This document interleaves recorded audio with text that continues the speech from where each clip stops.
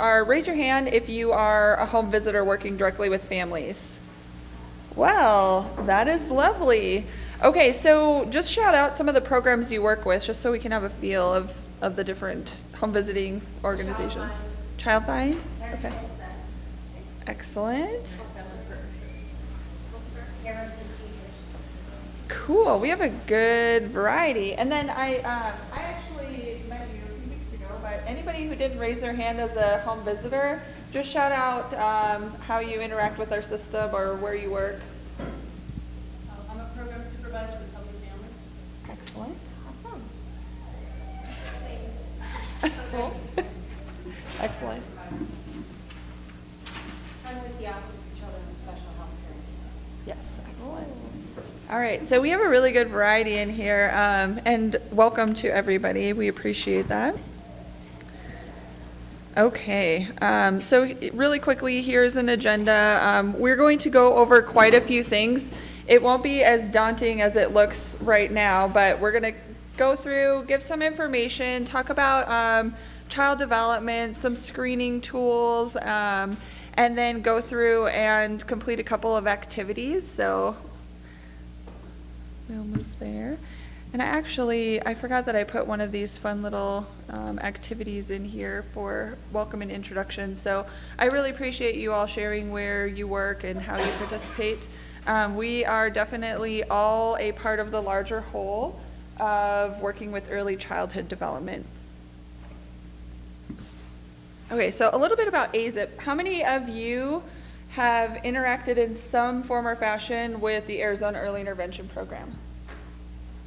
All right, okay, wonderful. So really quickly, Arizona Early Intervention Program is a federally funded program. It's under the Individuals with Disabilities Education Act, Part C. We serve children birth to 3 with significant developmental delays or established conditions. Some of the conditions that we serve would be children that are diagnosed with Down syndrome, autism. We support children and families, children that have spina bifida, and we also support children that have significant developmental delays. So by the end of this, hopefully we'll get a good feel for what that might mean, knowing that you all are definitely a huge part of that overall system that supports children and families. So we also support with helping families to build their confidence and competence. So although we're a developmental program, the Individuals with Disabilities Education Act is actually the part of special education that's birth to 3. So we have a lot of crossover with children that have special health care needs, so we try to approach it from that overall perspective. What do you mean by narrow eligibility? Ooh, yeah, I actually can answer that. So, so there are some states who have kind of a broader range of eligibility for children who are eligible for their 0 to 3 early intervention program. For the state of Arizona, our criteria is really narrow. So we're only looking at children who have significant developmental delays. So children that score in a mild or moderate range would not be eligible for our program. So we're only looking at those children with a significant delay.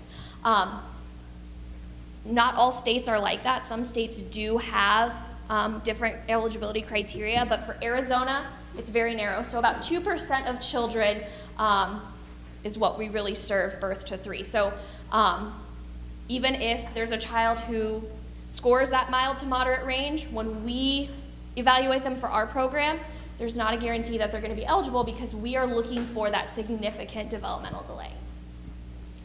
And that's a really good question. And for anybody out there, if you have questions as we go through, feel free to just jump in. We want this to be very interactive. And I see you back there.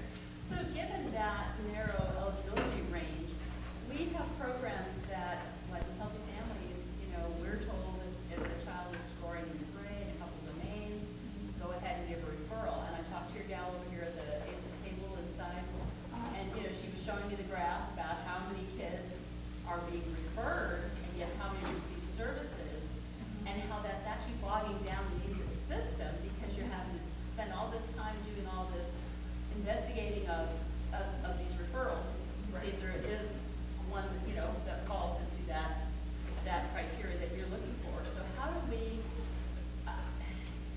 kind of a weird dilemma for us because as a program, we're kind of required to give these referrals, and yet it's bogging you guys down and taking your resources from actually putting it elsewhere. So we're actually, You absolutely got to the purpose of this conversation. I was just gonna say, So, way so the to reason introduce we're that. here, the reason we're actually here presenting this information to you today is exactly what you just asked. So how do we support families knowing that even if you refer them to AzEIP and they score in that gray range or they're mild or moderate, there's a fair chance that they're not eligible. So then what do we do with those families? How do we support those families? We're actually going to talk about that today. So you are in the right class. You were, yeah, absolutely. And I want to start off with, I think everybody in this room wants to make sure that children and families have healthy development. So whether they're that smaller piece of the pie that is AzEIP or a larger piece of the pie that is Competence, Head Start, there are many opportunities within the community. So we want to partner with all of you and wrap around the children and families because we don't like that we can't serve those kids. We would love to take all the children. However, knowing that we're a federally mandated program and specific for children with developmental delays or disabilities, we have to make sure that we're partnering with all of you and wrapping around these families because the last thing we want is for a family to hear from you guys, oh, hey, go to AzEIP and they're gonna, do this, this, this. And then we have to give them that unfortunate news that, okay, well, we're gonna help you with this part and we're going to refer you to other programs. We don't want families bouncing around in our system and just kind of, they feel like they get the runaround at that point. So, very good question. Can you define significant delay? So significant developmental delay is a 50% delay if we're looking at the developmental domains. So we're looking at things like cognitive, adaptive, right? We're looking at social-emotional development, we're looking at communication, and we're looking at physical development. So we have 5 developmental areas that we look at. So we're looking at, out of those developmental areas, is there one 50% significant delay? Mm-hmm. And to kind of give a little context, if you are working with a 12-month-old who is not yet sitting up, that would be considered a significant delay. We know that children around 2.5, they have that burst of language. That's where a lot of our referrals come in for communication. For a significant delay, it would be that they're really not communicating or making sounds at 2, like just maybe 1 or 2 words, that's it. So, go ahead. No, I just have a question. Do you separate expressive and receptive language? No, we don't. We do not. It has to be the combined score. So that's another misconception in the field and something that we've been working really hard to establish what that means because we look at the 5 domains like Dosia described. So, yeah.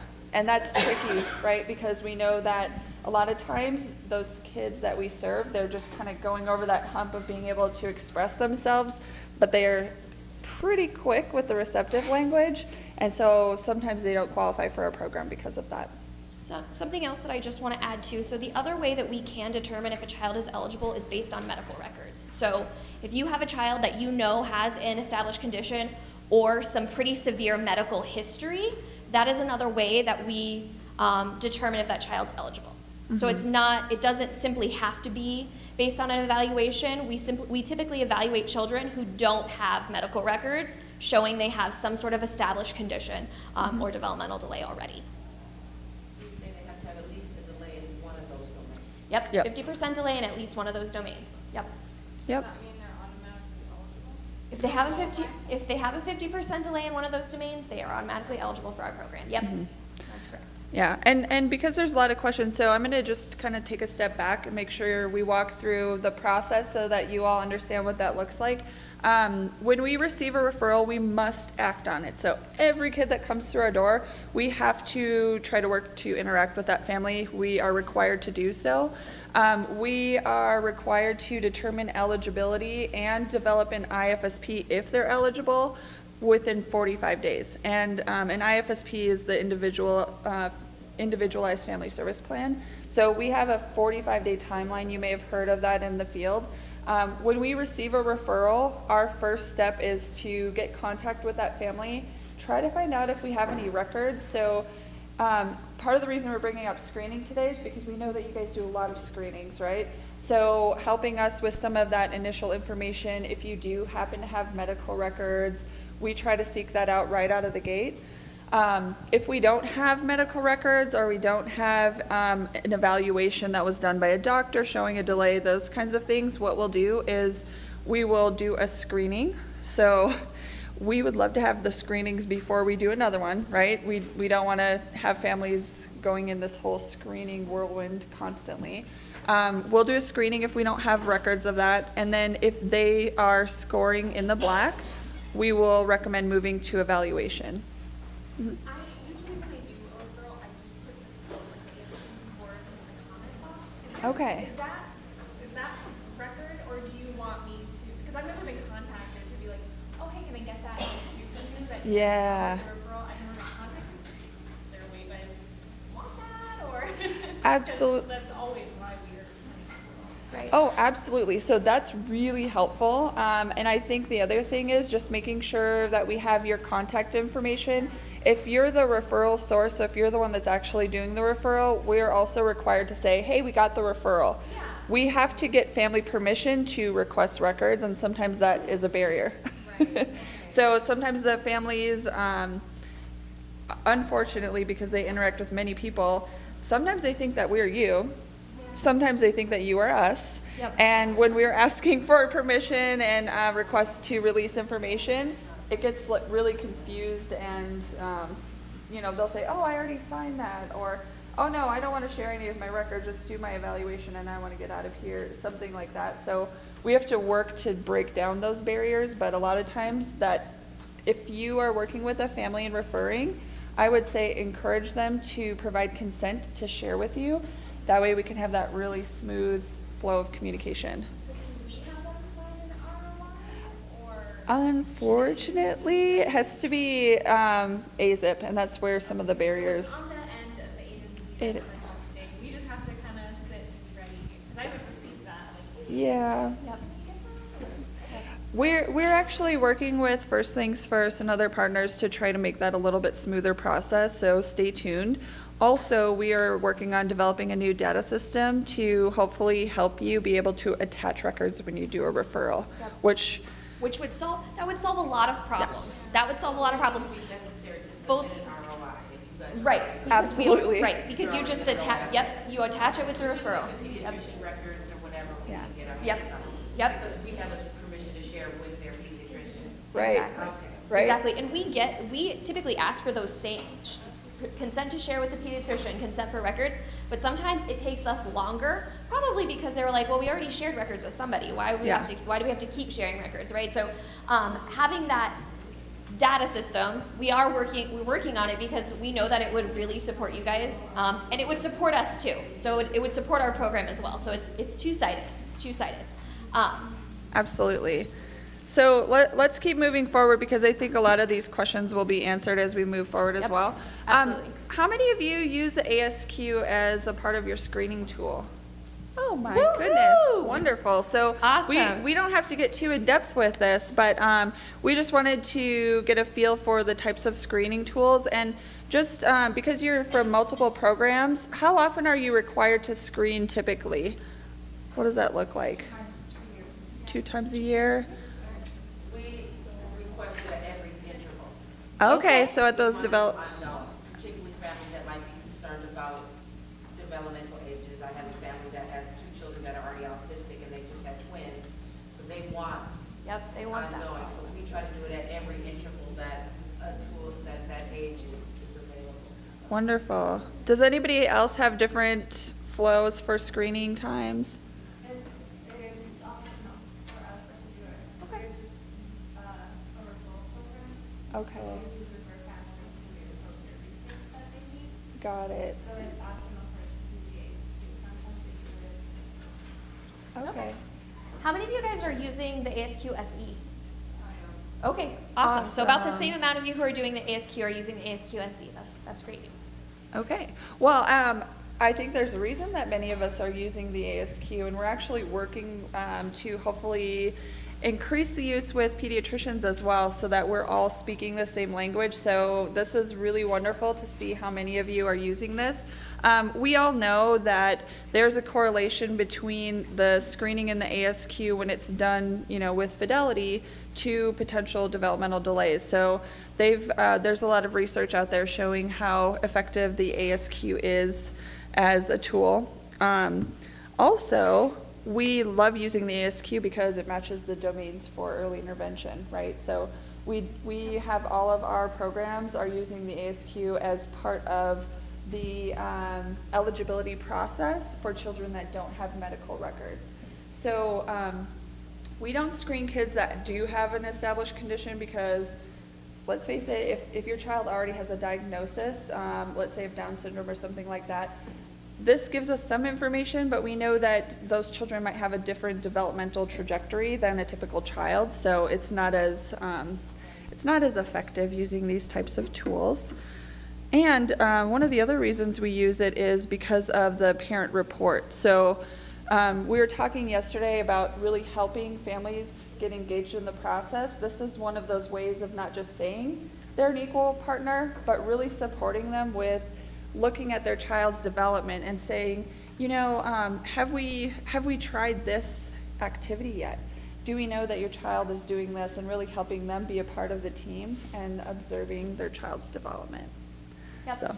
And it is extremely important. So it is a parent reporting tool, as I'm sure many of you guys know. So it's really important that parents are filling out the tool. As professionals, we don't have as much information about the child. We don't know the child. That's not our child. The parent is the best person to report on their child and the best person to fill out the ASQ, unless there's another caregiver in the home, right? Anybody who's with that child the most, they're going to be the expert on that child. That's the person that we want to talk to and we want to utilize the ASQ with. Mm-hmm.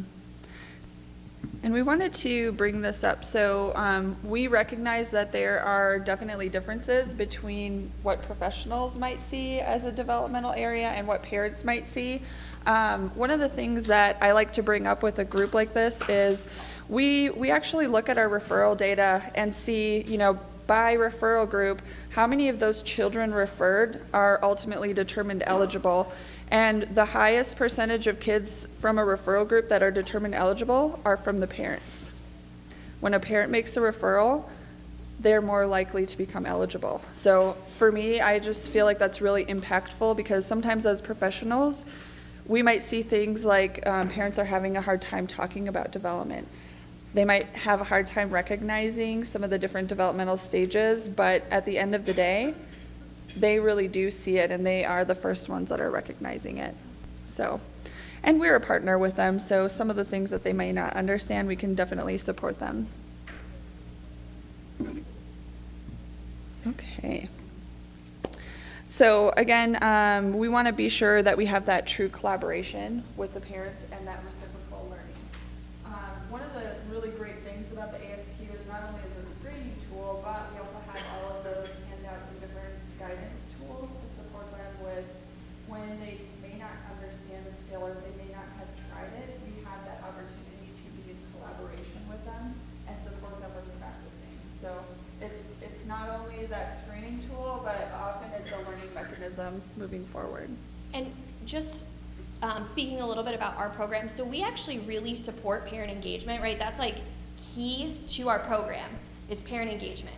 We're not going to have successful outcomes if we don't have that parent engagement piece. So if you all are starting that ASQ process and getting the parents engaged and they are eligible for our program, we can take that ball and continue to support that engagement piece, because it is a very vital aspect to that early development and that early childhood support. Right. And we really want to be speaking the same language as you, so that we're in collaboration and supporting the family as a whole.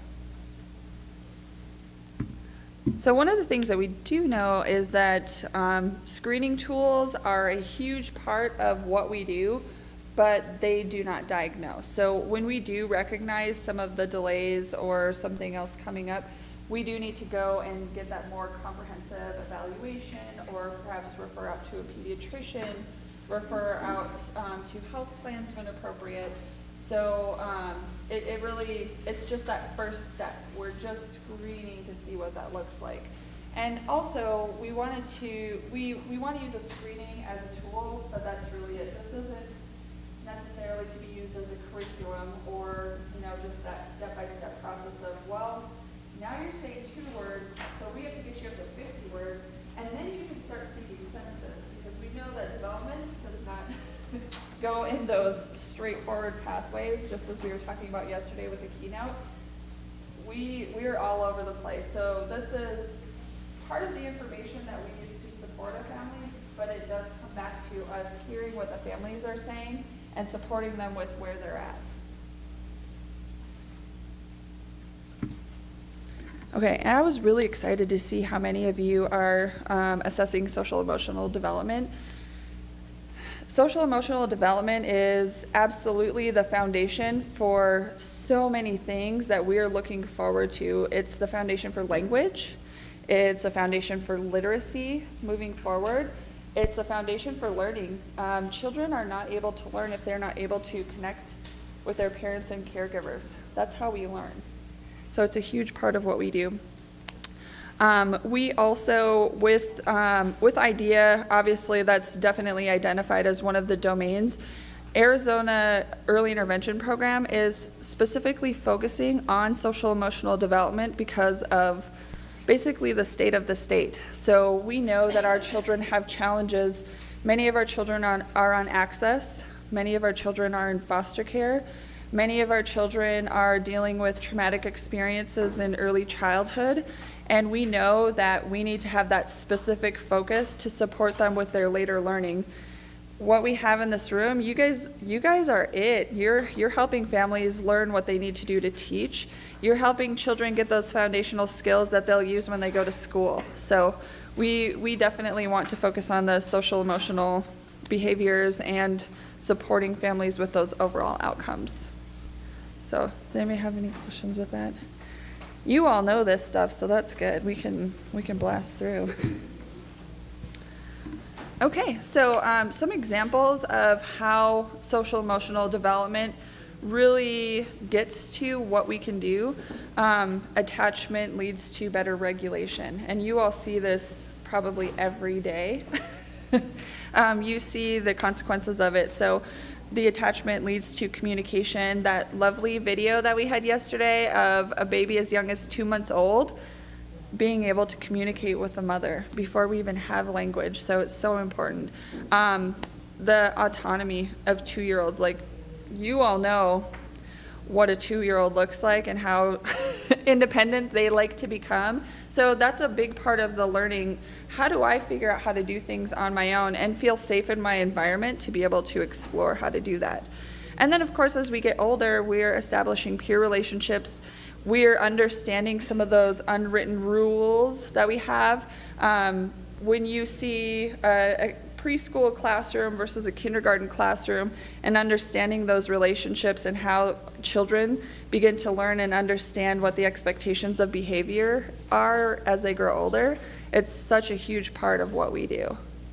Something that I just want to add, and that's really important, is, and it says it right here on this slide, but so if we're having an issue at one stage and it's not addressed, it's going to compound later on. So it's going to have a ripple effect, and it's going to, it's just going to continue to go until we address it. Some other things that we really have to think about, especially when we're thinking about appropriate referrals, is what's happening with the child something related to trauma or something related to, something that they've experienced in their life, or is it based on their development and developmental delay? Because that's really going to determine who's the more appropriate referral, right? Mm-hmm. Yeah, definitely.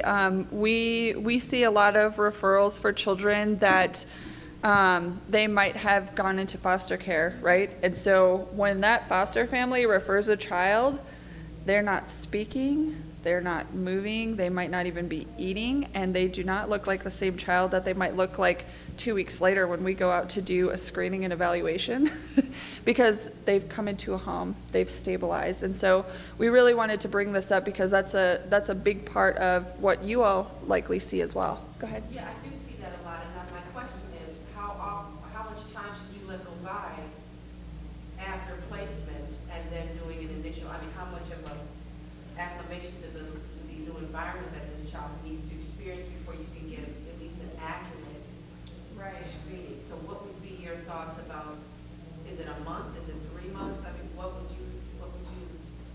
I was just gonna say, I think that's a hard question because every child is different, right? That is a hard. If they're going to a kinship placement, they already know their family members, or are they going into a complete stranger where they gain because of trauma, where they gain because of neglect? I mean, what it is? Because I never really know. I go in there anyway and do the screening, and sometimes if they fall in the black, that's where you get into that dilemma of should I still refer? And because you know in 3 months they might be thriving and be all in their domains, you know? Yeah, that is really tough. So, I mean, I think, like Dosia said, it's so individualized, and I think part of it is we might do a screening, but what can we do as professionals to give them some time to acclimate, right? And give them some time to practice and get into a routine, and then start doing the screenings when they're in an environment that's comfortable, they know the rules. An individual said to me, what she also asked is the kinship or the placement. Do you have information prior to the trauma? If you know that behavior was this, if the learning was this, then you have some idea of scope. That's the context. Yeah, that's a really good And then point. the age of the child, I mean, if they're 2 months, they just got taken, Yeah, they're exactly. either on track or they're Yeah. you know, Right. But if they're 3, and it's a completely different context. Absolutely. I will say with that 2-month-old, we definitely want to watch for what happens as they get older, right? Because we know they may not remember, their brain remembers. And so that can produce some, differences in their development and some of those things later on. So while we might not see it at 2 months, we still want to keep a close eye on that child because it might show up later on, right? Yeah. All right. So I think we are about ready to have a fun activity that we're going to do. So you guys are all at a table with another person or with a group of people.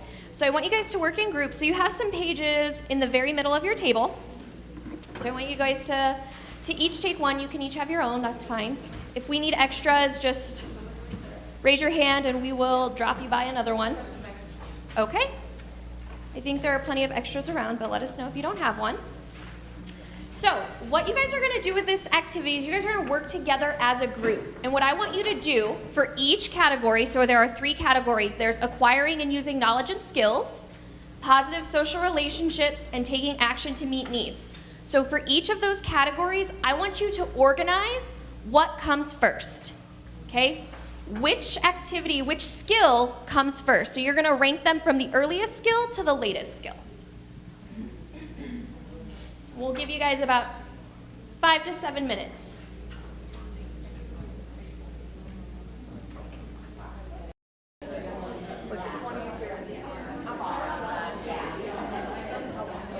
All right, are you guys about done? You guys answered ranked them all, scored them all? All right. We think so. How easy was this? You guys feel like this was easy, hard? Okay? A little in the middle? Some of them were really easy and some of them were really hard? All right. All right, So, how we did have you all do? the answers right here, so you can check yourself. So for the first one, your very first skill would be responding with reflexes and books, to books and songs. Playing with books and responding to songs would be next. That would be number 2. Okay? Attending for a short period of time, and choosing to participate. So some of you guys might be like, oh my gosh, plays with books, that's number 2, right? But if I'm a baby and I just pick up a book and I'm not reading it, but I'm putting my feet on it, maybe I'm putting it in my mouth, right? I'm playing with it, but I'm not really using it for its intended purpose, but that's what we're talking about here. Okay? For positive social relationships, seeks interactions with familiar adult for company is 1. Attempts to establish a relationship is 2. Seeks to share experience, engage in cooperative activity is 3. And 4 is working cooperatively with an adult to plan the activity. Okay? And then for the last one, taking action to meet needs, So 1 is seeking an adult when feeling insecure or unsafe. 2 is following simple safety rules when reminded. 3 is know simple safety rules without being reminded. And 4 is applying known safety rules in a variety of situations. How many of you guys got 100%? No? Oh my. No, not quite? Okay. These one of the were things tricky. This is a tricky exercise. So one of the things that I wanted to just kind of, so we do this activity actually with our groups in one of our trainings, just to kind of get a general idea of how well people think they know different skills that occur in development. So the Arizona Early Intervention Program, we actually measure children on these 3 outcomes that are on your sheet. So we look at acquiring knowledge and using skills. We look at positive social relationships and taking action to meet needs. So those are 3 outcomes that we actually look at for all the children in our program and report it up to the federal government. So that's just kind of where this came from. But we thought it was appropriate when we're talking about using the ASQ, developmental screenings, and how do we support children with anticipatory guidance. So hopefully you guys thought that was fun. Yeah? I would be curious if none of us got 100%, if we all ended up choosing or wrong in the same area. Yeah. Because she and I were right on, and we don't work together, but I wondered if we compared answers if we all had the same. Same one's wrong. Yes, which then would make me wonder what's wrong. You know what I mean? Yeah. You have Yeah. that, and it's like, Yeah, and some of it might be too, yeah, what's the interpretation? So how are you thinking about it or interpreting it, right? Because it might be Right. different than how somebody else might be interpreting it. How many missed something in the first one? Okay, how many missed something in the second box? Not very many. How about in the third one? Okay, a few more. Okay. Yep. Okay, so Interesting. that first one, did the plays with books and response to songs, is that one what really kind of threw you guys off? I feel like that's Yeah. what kind of threw you off. 1 and 2, okay, yeah. Yeah, so it really is up to the interpretation. So how do we mean when we say play, what do we mean by saying play? Do we mean I'm opening up a book, I sit down, I'm going to read the book, I'm going to flip through the book? Or do we just mean, oh, there's something here, I don't know what it is, but I'm going to pick it up, and I'm going to touch it, and I'm going to put it in my mouth, right? So it's all about interpretation. So that might be a conversation to have with your groups, with the people who you work with that are scoring ASQs, and really figure out how do we interpret each of these activities so we can make sure there's consistency across the interpretation, right? That's really important. Right, and I'd like to add as well, so this comes from the Child Outcomes Summary Assessment that we use in early intervention. It's actually used for all children that are participating with IDEA, and they use it for what I call the big kids as well. So when they get older, between I think 4 to kindergarten, they use the outcomes. They're a little bit different for the older kids, but part of the reason behind having this kind of an activity and thinking about it in this way is that a lot of times we think in domains, we think in skills, but for children, a lot of this, you can see that all of the domains have to be used in each of these activities, and so it's looking at them from a global perspective. If they are able to play with books, they need to use some gross motor skills. They need to be interested. They need to be engaged. They need to know, like what is a book and be able to grasp onto it. So part of this is looking at children outside of just the domains, because a lot of the skills that are in a domain have to go together to build them up in these types of skills. So, and we kind of anticipated, I didn't recognize that so many of you would have so much experience with the ASQ. We kind of anticipated that you might know some of the ASQ activities and kind of be able to sail through it. So we wanted to throw a little curveball, but this really is intended to get away from just thinking about the domains and the skills and looking at children in functional activities. So a little bit of background on that. So the next thing that we are going to talk about is probably what a lot of you guys came here for, is anticipatory guidance. So what do we mean when we say anticipatory guidance? And we need to support families with anticipatory guidance, right? What does that mean?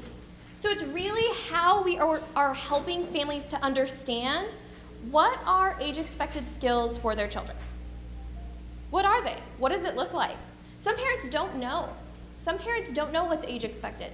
Some parents compare all of their children to their oldest child, okay? Some parents don't recognize that children grow differently. So what is age expected?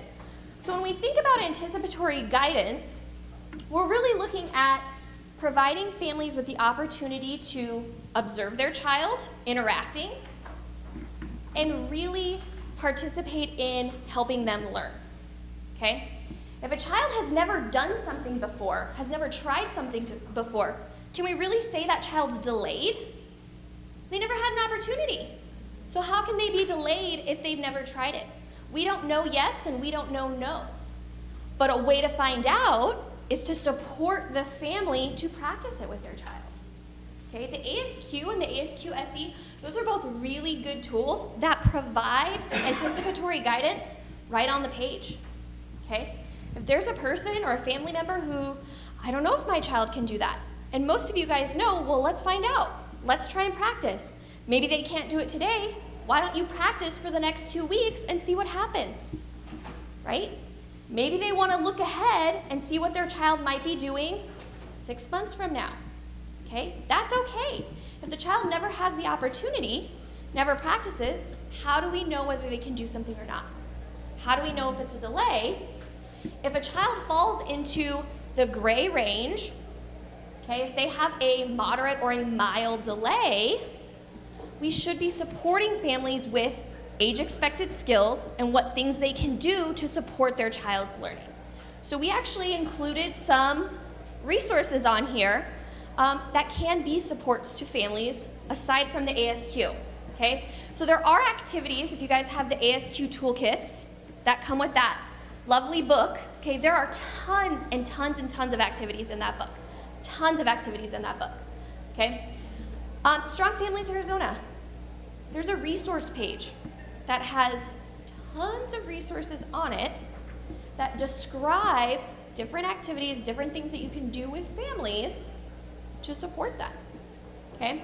A lot of families don't know these resources exist, and they're free. They don't cost anything, okay? The Incredible Years. So we actually, our agency was funded by First Things First to attend an ASQ Train the Trainer event, okay?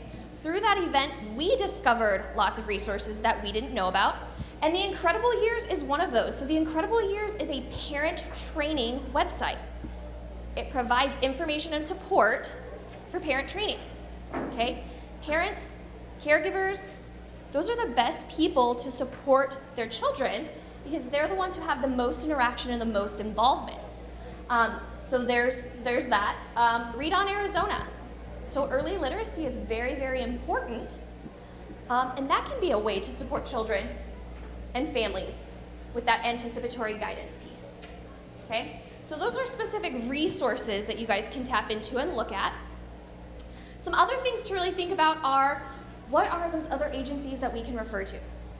Where else do I refer if this child scores in a mild, moderate zone, okay? Maybe the parents are interested in taking some parenting classes. Maybe that could really support the parent in increasing their child's learning, okay? So that's something to think about. There's tons and tons of free parenting classes everywhere. Child Care Resource and Referral sends out a flyer that has all these free parenting courses listed in different regions, in different counties, in different areas, okay? Southwest Human Development, they offer some parenting classes. Find them right on their website, right? First Things First has a lot of programs that they fund that can support families, right? For those children who fall in those mild and moderate ranges, who maybe need to have some extra monitoring to ensure they don't fall into a significant area. And lastly, Feeding Matters, which isn't really lastly, but that's something that we wanted to talk about. So they actually have a really awesome tool on their website to support families who struggle with feeding concerns with their children. And that tool actually provides anticipatory guidance right on the tool.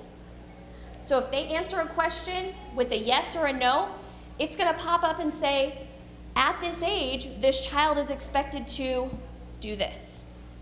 Okay? So it provides anticipatory guidance right there. So if that child's not doing that, that's going to lead the parent to figure out, okay, what things can I do to support my child, right, for this age-expected skill? Yes? It's Feeding Matters. Yep, Feeding Matters. It's right on their front page. Yeah. I don't know if you wanted to show some of the... feedingmatters.org.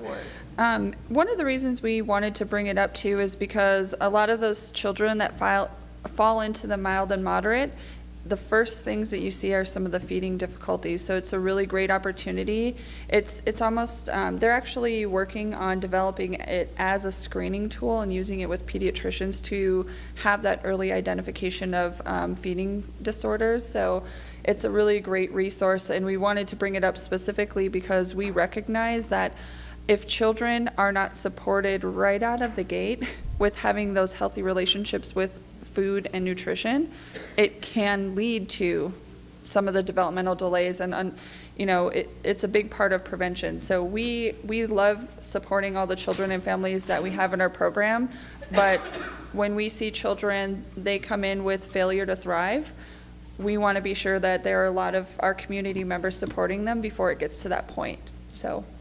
And I just wanted to mention, I know a handful of people in the room right now, we were attending the Feeding Matters conference at the same time, but there was confusion with the timing. So if you have any questions about the Feeding Matters screening tool, go ahead and go onto Feeding Matters website, and you can call them directly and ask to talk to Jacqueline, and she'll be more than happy to talk about the screening tool with you and how you can utilize it with your families. Mm-hmm.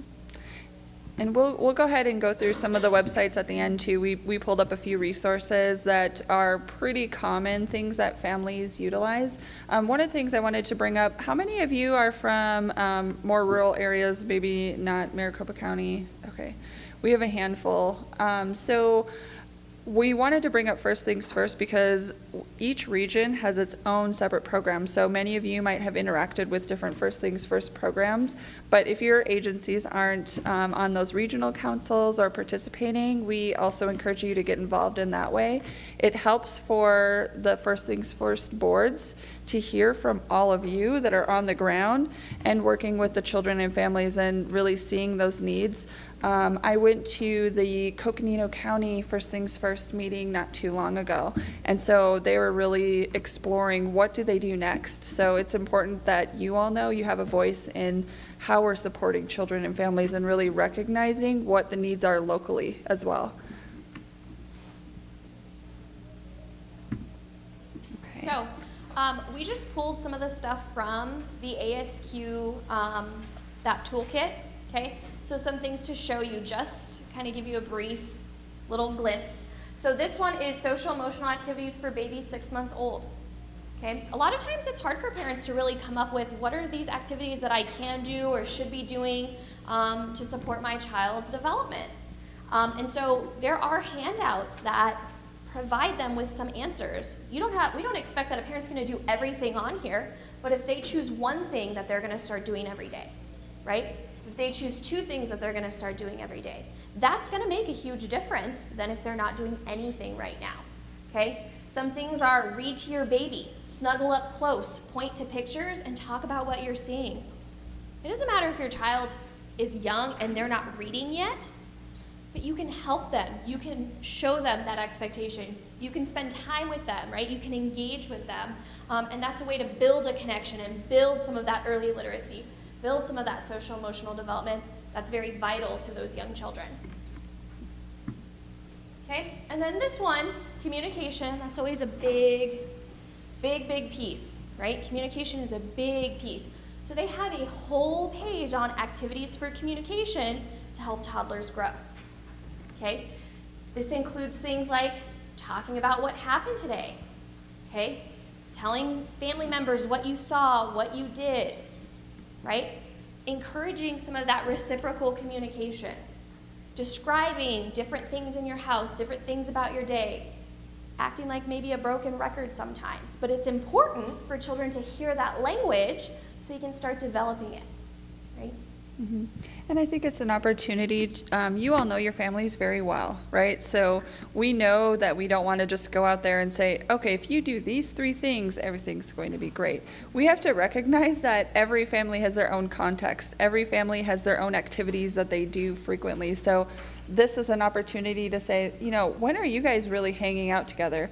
Maybe it's during bath time. That's when they really are talking. So you can help the parents find ways to look at what they do every single day and build on what they're doing, so then it's not like, well, my home visitor gave me homework this week and I'm just going to do these 4 things one time and I'll probably tell her that I did it 5 times, but maybe I didn't do it at all. Or I didn't do it at all. So just that opportunity to say, what are some of the activities that you think would be helpful? When would you plan on doing that? That way it's more relevant for each family context. And some families, they might not be sitting there describing things to their children all day, but it doesn't, I see you nodding your head. Yeah. I was gonna say that with the families that I work with, typically I'm just demonstrating how to play with your baby. Yeah, How yeah, to talk with them. They don't know what a rabbit can really do to excite a child. yeah, absolutely. Because they're overworked, they got multiple children, they might just be doing it during a visitation. Yeah. I mean, there's so many different things that you just want to enhance as many moments as you can. And so some parents are just like, how do I play with them? What do I do? What am I doing Well, here? Get on the floor and laugh and play and fake it till you make it, but still it can work because your baby's responding.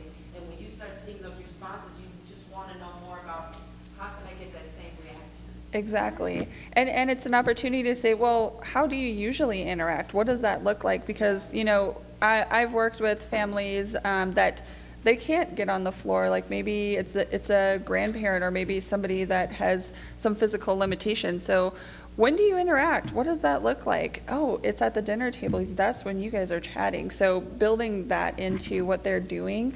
And I think what I picked up on is that encouragement. You can do this, like this is what it could look like, and look at how they're reacting to you. So helping them recognize those signs that I think we all know very well, but helping them say, oh, you know what, when you did that, did you see how her eyes lit up? That's those opportunities that we can help them build their confidence. Absolutely. All right, So- now the good stuff. Something that we wanted to ask. Oh, Oh, I just wanted to say too, as anticipatory guidance, I certainly encourage my staff to actually take out the 3-month ASQ Yeah. or the 4-month ASQ when the baby's 3 months of age. Yep. Mhm. Because especially first-time parents, they're not necessarily knowing what to expect their child's going to be doing, and it's not cheating on the test. Right. Let them know, here's Yeah. what's coming up, here's what's to look for, here are the things that you're looking for.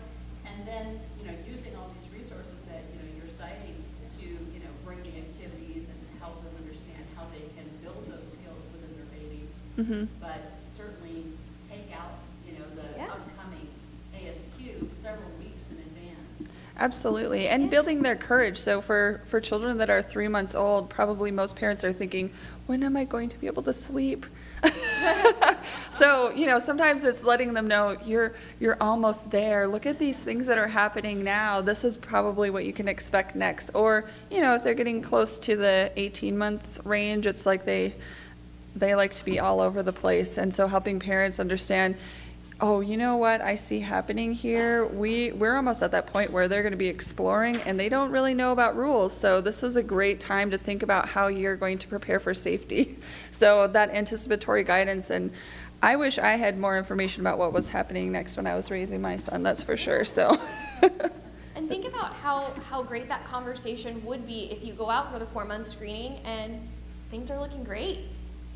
That means that something that you did worked. Something that you said to the parent, that interaction you engaged with the parent, they heard you. They heard what you were saying, and you supported them, right? You built their confidence and you built their competence, which is so important when we're working in this early childhood field and we're working to help parents engage with their children. So, we're gonna do another fun activity. So we're just gonna split you guys, that half of the room, this half of the room. You can stay at your same tables, you don't need to move. So what I want you guys to do is I want you guys to think about the resources in your area, and that it's okay if you guys come from different areas. That's great, okay? So for this side of the room, I want you guys to think about what are resources in your area, other agencies that you could refer children to or their families to. What are some other agencies out there that could help support them, maybe in crisis situations, maybe with understanding appropriate development, maybe with screening their children on a regular basis, okay?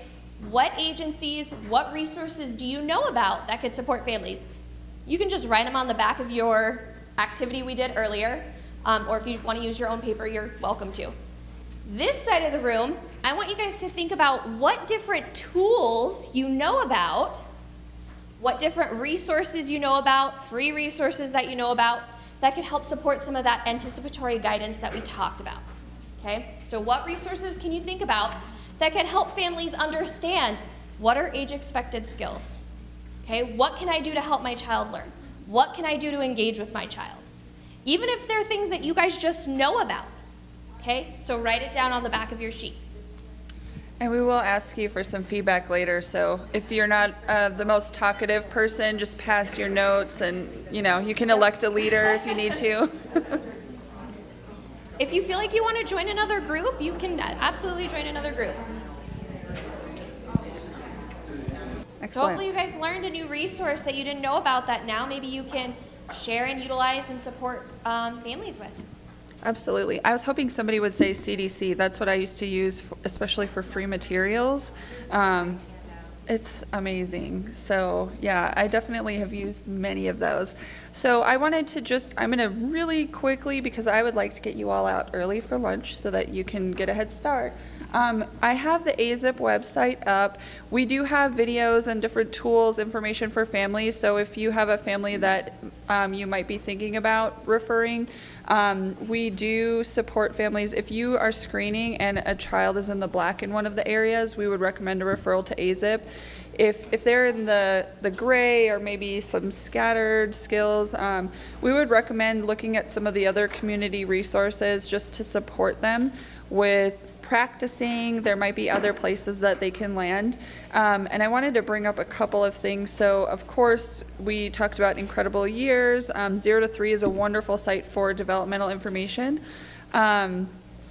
When I talked about Read On, they are starting a new initiative called Smart Talk, and they're really focusing on the 0 to 5 age range. So they have different materials and such to help support families with describe, ask, respond, read, repeat. And they're encouraging families to start this right when they're born. So as soon as they start engaging, they have a ton of really cool resources on here. And then just a quick little blurb about Feeding Matters. This is their child feeding questionnaire. So it goes by the age and whether or not they were premature, and families can go through and fill that out, or you could do that with them if you're at a visit and they have access. A lot of times we might have to have families go to the library. If they don't have internet access, they can always call Feeding Matters and walk through this information with them. So the other thing we wanted to wrap up with is, of course, we know that we can have a ton of formal resources out there, but the most important are the informal resources. So helping families make connections with other families, with their family, and really exploring with them what they have available. Because even though we might be a great resource, we might be able to point them in other directions, as formal resources, we can't be there all the time. And we need to be sure that we're supporting them with having the support systems around them every day. So, excellent. So We'll wrap up just soon. really briefly, I'm just going to talk just a couple of minutes about the use of reflective questions. So if you guys right now, when you're engaging with your families, do not ask a lot of open-ended questions or have them have an opportunity to reflect on what's happening, I would highly, highly encourage you to start. So if you have shared these resources, given them some things that they can utilize, but you realize they're not utilizing them. For whatever reason, they're not utilizing them. A lot of times it's because something about that interaction didn't hold meaning to them. So when we engage them in conversation by asking them to think about what they think might happen if they utilize a resource, how they think the resource could benefit them, when we talk about action, when we help them create a plan for how they might use that resource, those are some ways that we can help families make connections and find meaning in those resources that we're sharing. You guys all do such great work compiling resources, sharing resources, but sometimes families don't really follow through and engage in those resources.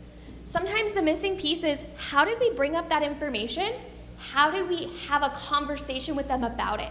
How did we talk to them? How did we engage them to think about and reflect on the importance of that information and how it can really support them? So I want you guys to really just think about, how are you using open-ended questions to get your families engaged and to get them to think about, is this resource beneficial to me? How could it be beneficial to me? When is my plan, or how am I going to use this? Okay? And then you create a plan with them to follow up and say, I'm going to follow up with you to see what happened when you went to theincredibleyears.com and did some parenting classes. What did that look like? Okay? We have to close the loop in the back end by supporting them with follow-up. When they know that we're engaged and we care about what they're doing, that's another piece to help them understand the importance of their engagement. So we just want to remind you to go on the Two Shoes app and fill out the evaluation if you have not already. And then if you guys have any additional questions that we didn't answer or didn't cover. Yeah, and whether it's here or whether it is on the app, please feel free to send us your questions, especially if you're digesting and you think of something later. We'll be checking that and we'll make sure that we respond, so include contact information if you want to reach out to us again. And go to our website. You can find information, ways to contact us there. And we'll be hanging around, but if you want to escape and get to lunch early, Feel free. you're You had a question. free to go. Thank you.